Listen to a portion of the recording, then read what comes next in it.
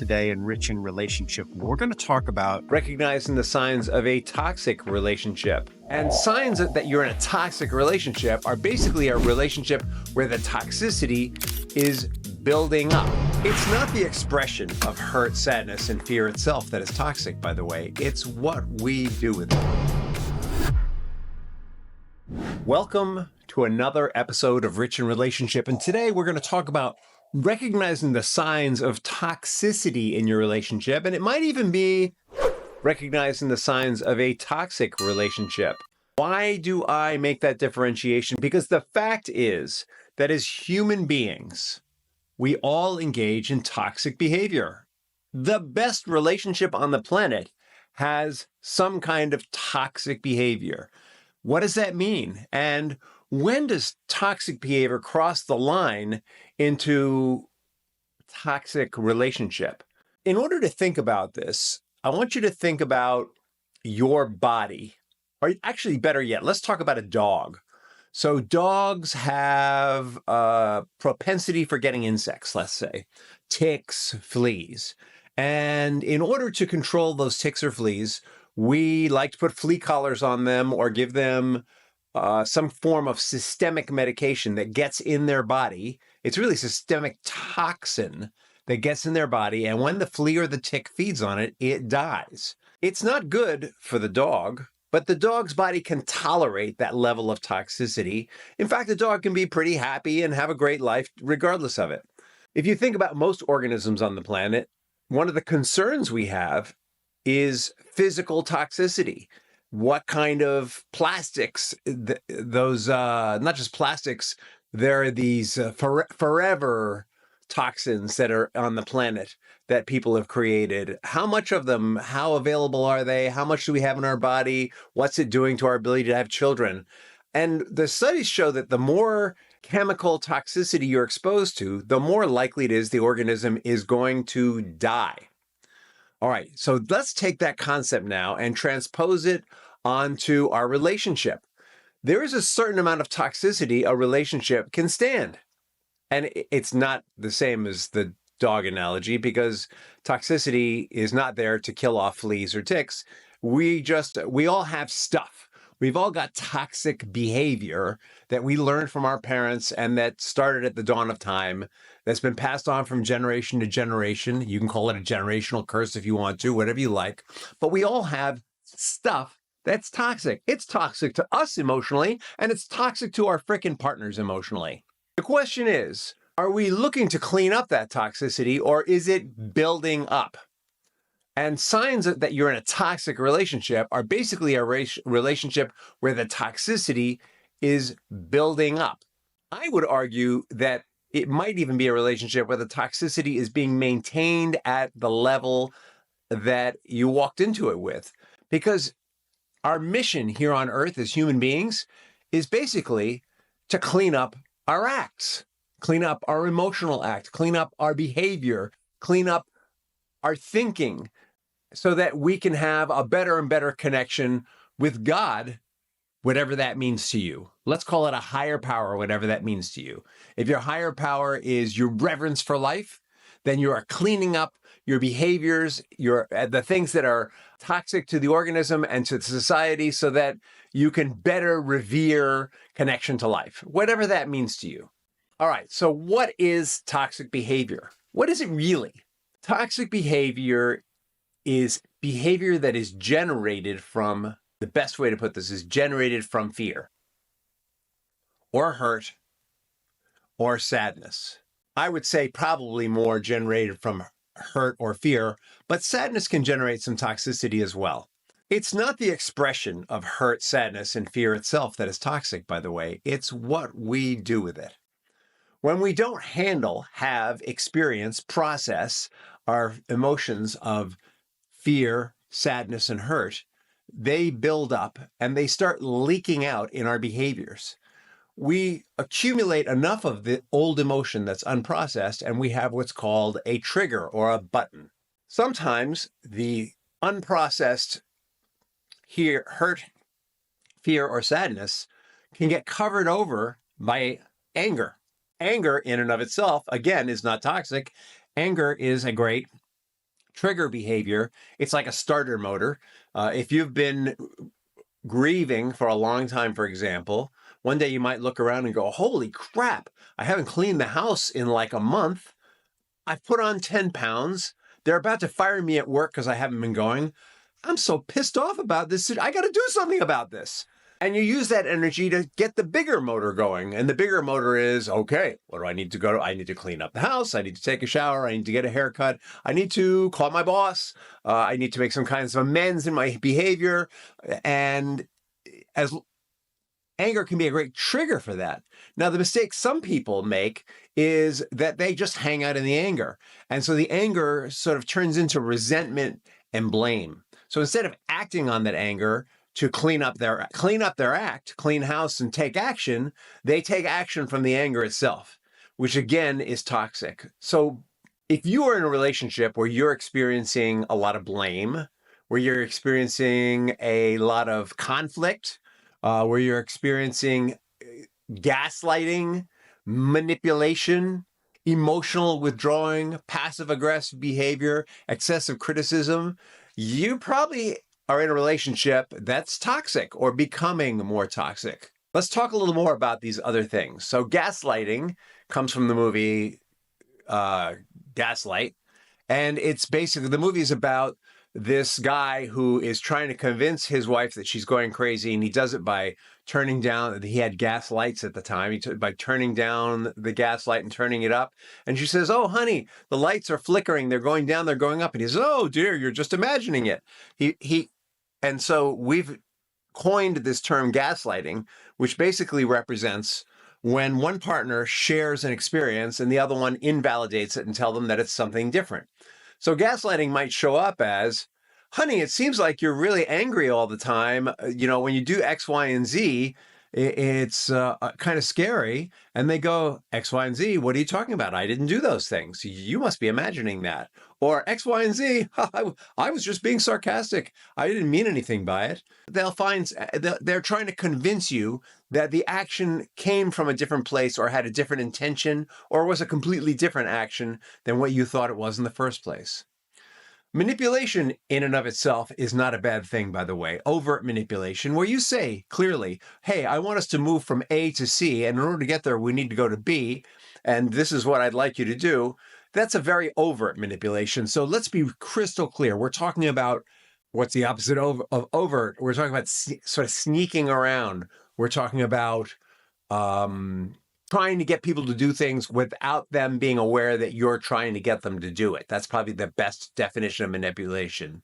And examples of manipulation might be that you really don't feel appreciated. And so you stop doing things for the other person in the hopes that they will notice in what's missing that they have something to appreciate.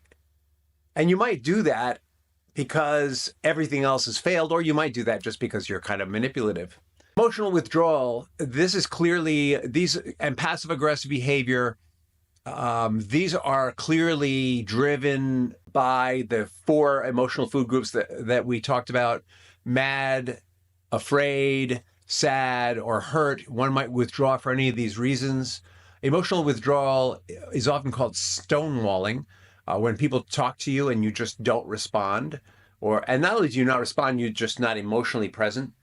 And we talked in an earlier episode about how this might happen, that your relationship might be at a level of overwhelm, a stage of overwhelm, and that withdrawal is one of those stages. So I want to be really clear. The toxicity is not always, in fact, most of the time, it's not conscious. The toxicity often is a response to something that's happening in the relationship, or something in the relationship that has triggered that response. It might be something appropriate in the relationship has triggered the response, or it might be that there's some toxicity on both sides and they're just doing a dance with each other. And the most toxic relationships, by the way, that's usually what's going on. Or when we talked in this podcast about the victim triangle in an earlier episode, the victim triangle is There's the victim and the abuser and the rescuer. And we've mentioned that in the good fight, not the good fight, in the fight that we talk about here in Rich in Relationship all the time, when people are having that really toxic fight, within that fight, they will move from being a bully to being a victim to being a rescuer, each person. They may do it while they're feeling like a victim, by the way. Feeling like a victim drives bullying. Not wanting to feel like a victim drives being a rescuer. Okay, so these are different kinds of toxic behaviors. And as I said, excessive criticism. How could I forget? And passive aggressive behavior, we haven't really talked about that. Passive aggressive behavior is where you do things almost unconsciously that your unconscious mind knows is going to piss off the other person. So instead of saying, that really pisses me off, I'm going to get you for that, which would be overtly aggressive. Instead, they do something that makes you angry. And because maybe you're concerned about their reaction, or maybe as a child, you were trained not to act aggressively, you find other little ways to get them back, like washing their whites with their reds accidentally. That might be a form of passive aggressive behavior, for example. And then excessive criticism. I would say that this is probably a better way to put it, would be excessive criticism is clearly if you're just critical all the time. But I would say also the quality of the criticism, even if there's such a thing as appropriate criticism or constructive criticism. Constructive criticism, sometimes we think we're being constructively critical, but it's actually hostile. And so we need to be really careful that when we are critical, that what's happening is we are using our intellect, our critical mind, to look at the situation and to share a behavior without ascribing blame to it. That we see, a difference. Let's go back to the passive aggressive example. Here's 2 ways to give feedback on my now pink white clothes because white with red in warm water in particular leads to pink. I can't believe that you washed those clothes together. You know better than that. That is so passive aggressive of you. That would be aggressive or hostile criticism. It's a form of blame, basically. Here's another way it could happen. I got my clothes and I noticed that my whites are pink now, and you've been doing laundry for a long time. Something must have happened that you weren't really thinking about it. And I'm concerned. That would be more like calling out. It would be more like calling out the behavior and giving the benefit of the doubt and coming from a caring place. Now, that might be very extreme, but you can see the difference between the 2 approaches. So if we're going to deliver criticism to people, we want to do it in a very caring and what makes the constructive criticism constructive is that it's done with love and care. I mean, authentic love and care. Passive aggressive might be, in that instance, we might say it this way. We had that big fight the other day, and I noticed that day when you do the laundry, you put your reds and my whites together, and all my whites are pink now. And I think that might be passive aggressive. That's said in a nice way, but it's actually a passive aggressive statement in itself, because it's trying to accuse the person of a behavior that we don't know for sure that they have, but it's doing it in a way that sounds very caring. And so that makes it sort of passive aggressive as opposed to overtly aggressive. All right. So we've got all these behaviors, and I'm sure as I've gone through them, you have identified that most, if not every one of them, has showed up in your relationship at one time or another. I'm going to tell you, there has never been a relationship I've been in that did not have gaslighting, manipulation, emotional withdrawal, passive-aggressive behavior, and excessive criticism at one time or another.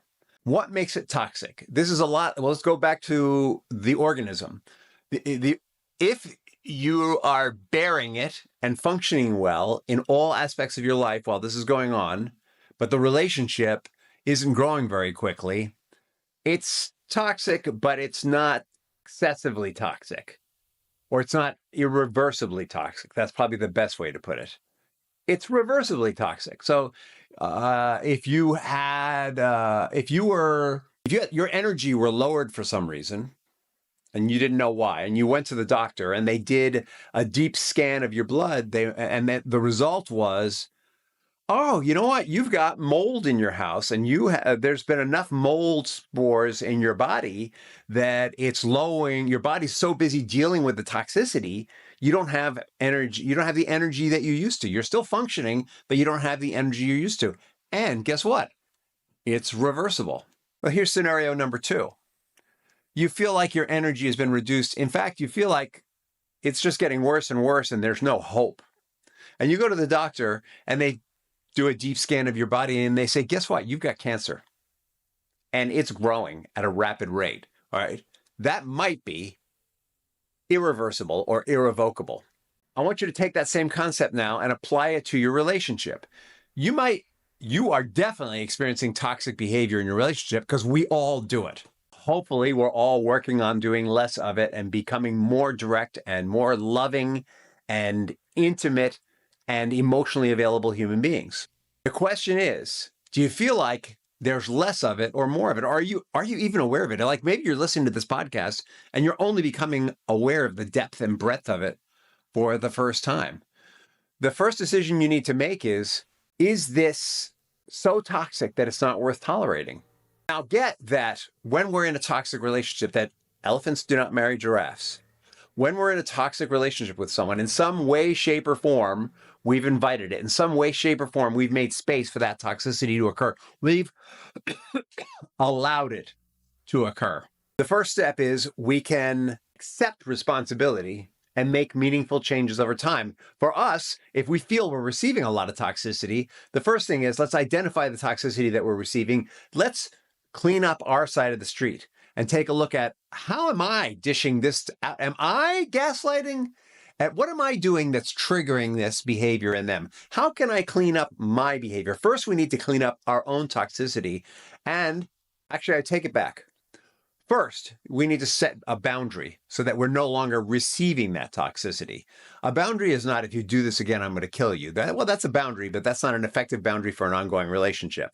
A boundary would be saying to yourself, the next time they gaslight me, or the next time I feel like I'm being gaslit, that's probably the best way to put it, is I'm going to tell them I need to take a time out and come back to it and call my best friend and make sure that I'm clear about what my experience is. Before I let them really infect me with this gaslighting, I'm going to validate my experience with somebody else. That would be the best way to set a boundary. The first thing we need to do is reestablish safety for ourselves by setting clear boundaries. We're going to do an episode on boundaries. That might even be the next episode.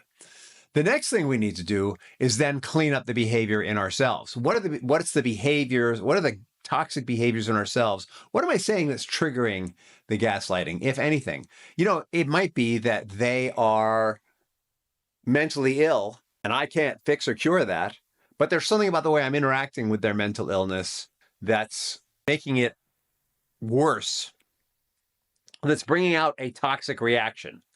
And so, number one, we set a boundary so that we're no longer receiving the toxic reaction. Number two, we look to see what's our part in triggering the toxic reaction. And number three, we make a decision about it. Now that I've taken care of 1 and 2, maybe I can address it with them. That often is going to involve a third-party intervention. When there's toxic behaviors, initially at least, until you call them out and air them out, often require third-party help, whether it be a coach, whether it be a therapist, whether it be a spiritual leader, a best friend. I would stick with professionals, but and those people, they need to be experts in that, and they need to understand how to create a pattern for managing toxic behavior in the future that both of you agree on, which will not be dependent on a third party. So really what we're talking about, a third party, is someone who's willing to be a sounding board, an accountability partner, a mentor in teaching you how to recognize it, acknowledge it, set the boundary, uproot it in yourself, express it to the other person, and create agreement about what's the positive behavior that's going to replace the negative one that's been going on for some time. This is basically how toxic behaviors can be handled. It sounds simple, not always so easy. Now, here's how you know when it's time to walk away. That even when you have made these efforts, the cycle continues and it does not get better, and it probably is getting worse. Here's how you know when it's time to walk away. When they refuse, absolutely refuse. You've done the boundaries, you've done the personal work, you've expressed it to them. They refuse to acknowledge it, refuse to participate in any system of amending it, refuse to get outside help. It's probably time to walk away. Some of you may be in marriages where that's not acceptable to you. It might be that your value for marriage is such that once I've made the commitment, I will not leave. And in that case, I would say that the walk away is going to be an emotional walk away. You're still in under the covenant of marriage, but you're not going to reward that behavior with any kind of positivity. You're going to alter your partnership contract so that you continue to keep your household as functional as possible with minimal interaction with one another. And I would suggest that if you're going to do that, you be very, very clear with them that you are doing that and why. And it needs to be something like this. Honey, I've called out this toxic behavior and I've done everything I can on clean up my side of the street. And you, for whatever reason, are not willing to work on it at this time. And so I'm going to minimize my interactions with you until you're ready to meet me halfway, because that's what marriages are about. Now, if you're in a situation where the toxic behavior is physical abuse, I would suggest, and you have this super high value of, I don't break my marriage covenant, I would suggest to you that that's not acceptable. And you should consult with whatever the source is of this marriage covenant. You know, if you're in a faith, you should consult with a spiritual leader about it. You should definitely reach out for help from an expert in domestic violence. Right? Physical violence, domestic violence is not acceptable under any circumstances. And the worst part about domestic violence is the lesson it gives the children. If you hang in there for a domestic violence relationship, your children learn that that is normal and how relationships should be, and you are preparing them to do the same. And I know you don't want them to do that. And I think that we will include in this resource a national hotline for domestic violence. So go to the podcast resource page if you're interested in that. All right, so we've clarified what is irreversible and what's transformable. And I actually believe that everything is transformable, but it might be that our tolerance for people who are slow to change may not be very high. I myself am on my second marriage because the toxicity in my first marriage was so high that I could not be present for it. I refused to be present for it. And I've never regretted that decision. Also get that your experience of toxicity is impacted by two qualities. There's tolerance. So if you grow up in a house where there's domestic violence and you have a relationship that's emotionally violent without the physical violence, you may have a very high tolerance for emotional violence. You're saying, well, at least I'm not getting beaten like my mom was or my dad was, depending on the situation. And the other is your subjective experience. All right, get that what is defined as toxicity is a very subjective thing. I've had clients where one person was doing something that was fairly mundane, but the other partner felt that it was toxic. And that had to do with their childhood experiences and their programming and the unreleased emotions from their past. Regardless of whether you have high tolerance or low tolerance, or whether your experience of toxicity to your partner appears real or not, this needs to be addressed, right? Remember that our mission in life is to, as organisms, all right? Let's go to survival of the fittest and all that good stuff. The most successful organisms on the planet are ones that utilize all of their skills and strengths and have minimum toxicity, because it's toxicity that determines whether our life is going to be longer or shorter. When you think about it, think about it. War is a form of toxicity. A bullet between the eyes, definitely a form of toxicity. So toxicity is what determines the length of our life. I read somewhere that the human body genetically is programmed to live about 190 years, but what limits our lifespan is the amount of toxicity we absorb over time in our body. And that the body regenerates, all the cells in the body regenerate every 7 years, but the ability to regenerate effectively 100% has to do with how much toxicity is in the system. Emotional and physical toxicity. They're interrelated. So our purpose in life is to be the most maximized organism possible and with the longest possible lifespan in terms of fulfilling our mission/purpose.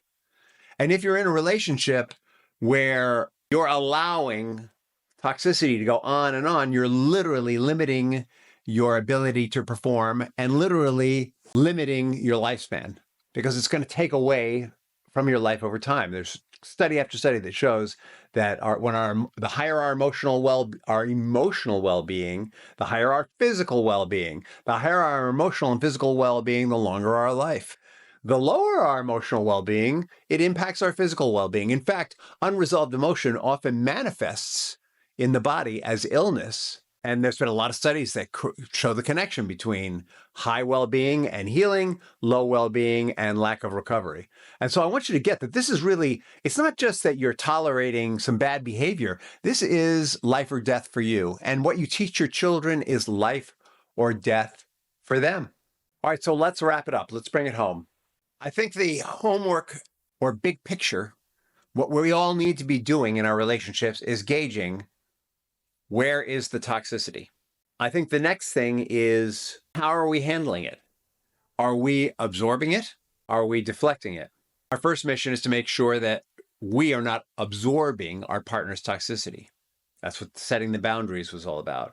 The next step is, again, to make sure that we're working on improving our own behavior so that they're becoming more and more positive, because the more we are positive, the more we generate positivity. And I think the last part is how much are we helping? Forget trying to fix or change. How much are we helping our partner? Are we making them aware of their behavior that appears toxic to us? Are we doing it in a way that is just calling out the possibility of toxicity? Or are we doing it in a way that's actually toxic, where we're accusing them of toxicity, or we're angry about their toxicity? And how receptive are they? And what is your shared vision for your relationship? Where do you see yourselves when you're 65, 75, 85, 95? Where do you see yourselves emotionally? As you move into those later stages of life, how do you see your role? Maybe you haven't even taken the time to think about that role.